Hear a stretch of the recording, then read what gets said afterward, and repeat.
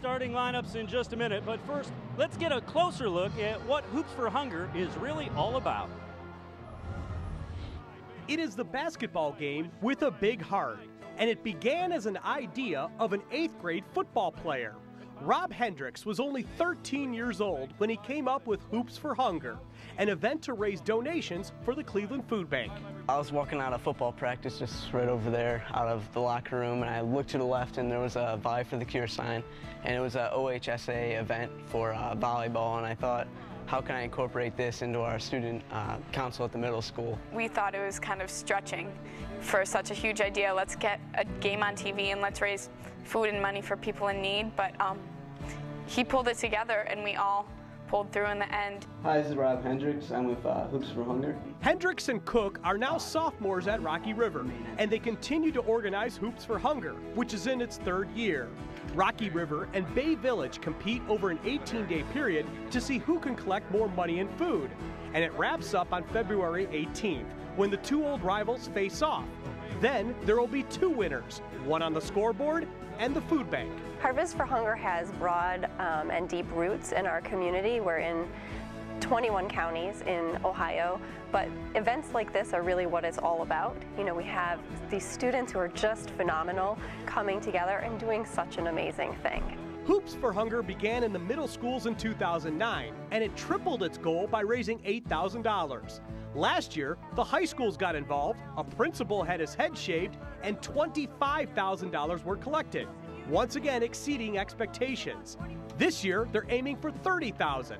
And to get there, Rob and Madeline aggressively pursued big sponsorships. Second year, we went after sponsors, but not too much. And this year is where we think it can explode. We had 3 entitlement sponsors, PNC Bank, Giant Eagle, and Rayanne.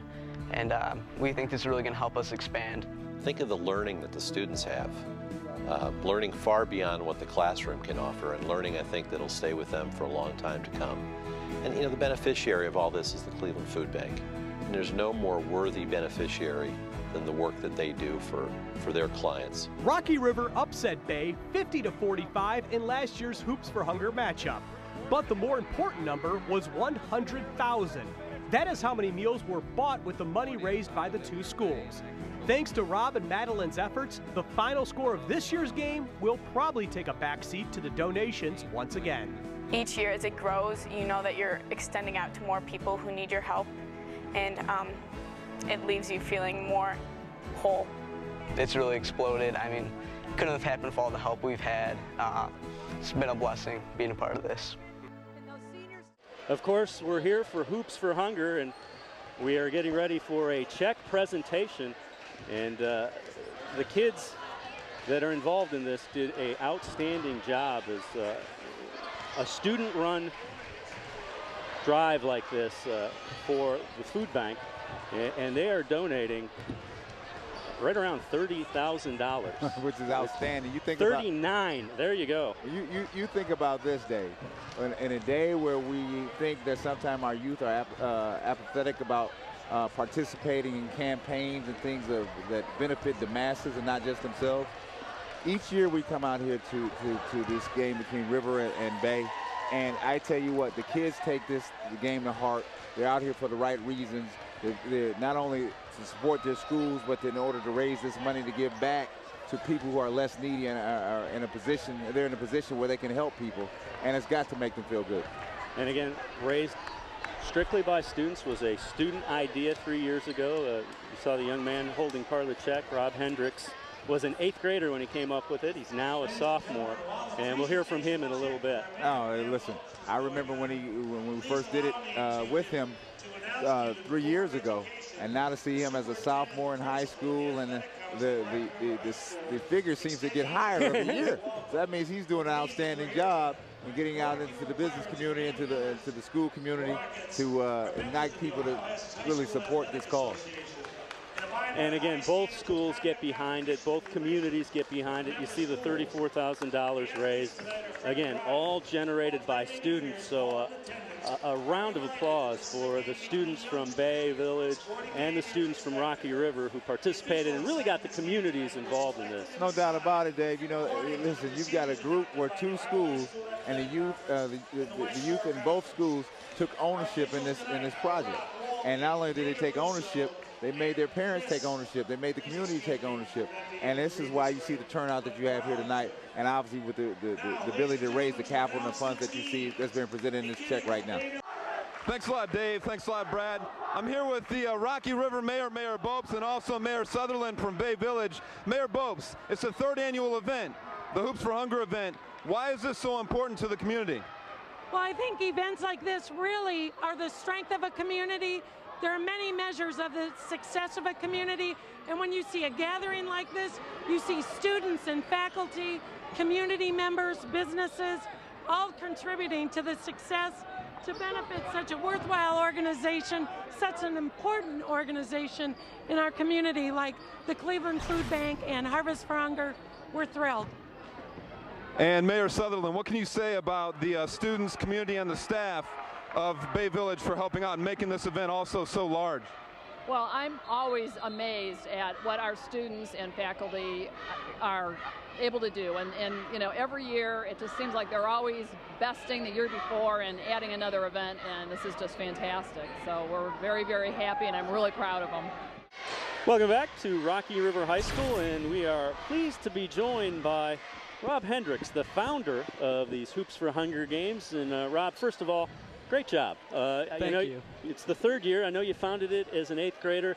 This year, tell me, just it kind of developed and had a life of its own. Tell me a little bit about it. Yeah, we had a lot of help this year. We really wanted to go after sponsors, and we felt that was the key to reaching our goal of 30,000. And we wanted to make it about being a thing the community could be proud of, and you know, get the communities involved, have you know, community businesses involved. Make this kind of like a ground roots project. You've done that. What have you seen as it's grown? What is how has the community kind of gotten behind you, the school gotten behind you? $34,000, again, great job. Thank you. Yeah, the community's been great. I mean, this event's kind of just rolled along, got more momentum as it's gone on, and I've really seen the generosity of River and Bay. They have great hearts here in these two cities, and I hope this does a lot of good for the people of Cleveland. Rob, let me ask you this. Who came up with the $30,000 figure? Who set that? Well, as a group, we sat down and we came up with a goal that would challenge our students and our communities to reach, and we thought 30,000 would be a good goal. Well, I think it's admirable, and you guys should be commended that you had such great vision to do this. And I've got to ask you, you know, when I first met you, you were in the 8th grade, now you're in the 10th. You have to be angling for some CEO of some company here as you get ready to graduate from high school in a couple years. Well, I mean, I've had a lot of help. This hasn't been a one-man project. I've had a ton of people around me, student council. I mean, a bunch of teachers have come around me, administration, sponsors. So, I mean, it's not a one-man effort. I could never have done this without all the help I've gotten. Well, I think that you guys should be commended for all your activity. Obviously, it goes to a great cause, but it speaks more to perseverance of you and your peers to what you can do and the positive things that you can enlighten the community with. Thank you.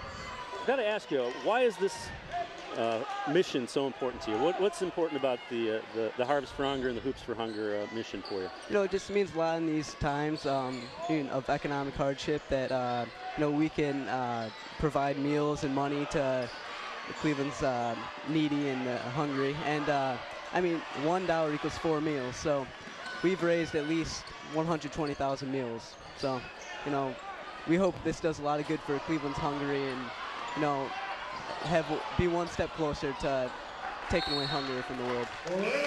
Rob, we appreciate your time. Again, thank you. Great job, and really impressed with the awareness of what's going on around you for both you and the students from your school and from Bay Village as well. Thank you. Great job, appreciate Rob. it.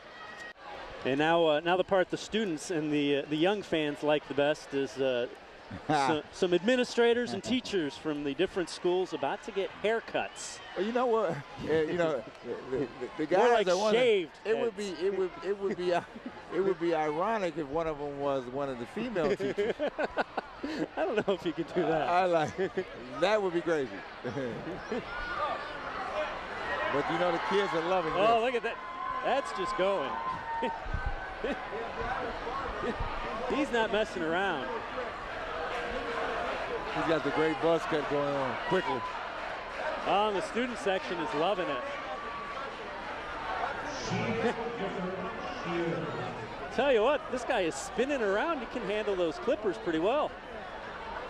He's on a pace for volume. I'm thinking he worked in the military at some time. That will be $20. Next one, keep coming.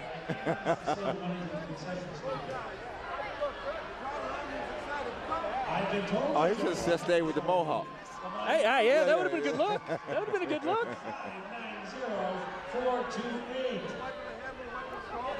All in the good nature of helping to raise money out here. Raise money. Out for this worthy cause.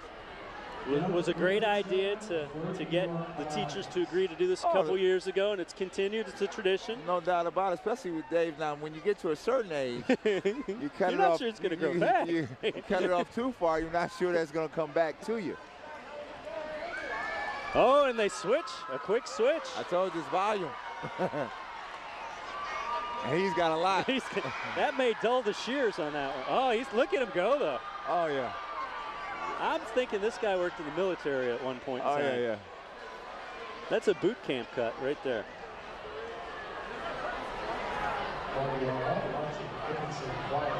All of it's coming off. Coming way, way off. That's why I said this game is more than just the athletic contest. There's so many different things going on out here with obviously the hair cutting, the raffles, the things in the hallway outside the gymnasium. I mean, it is an event. It is truly an event, and it's been embraced by both communities.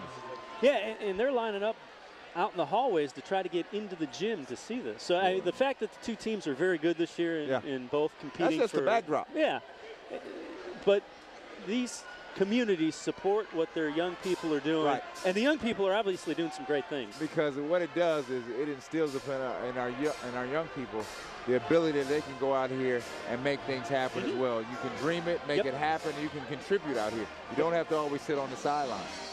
You are empowering the high school, and in this, it was started by a middle school kid. Yeah. And a tie there. Look at that. That was a dead heat. Oh, yeah. Nice. Worthy.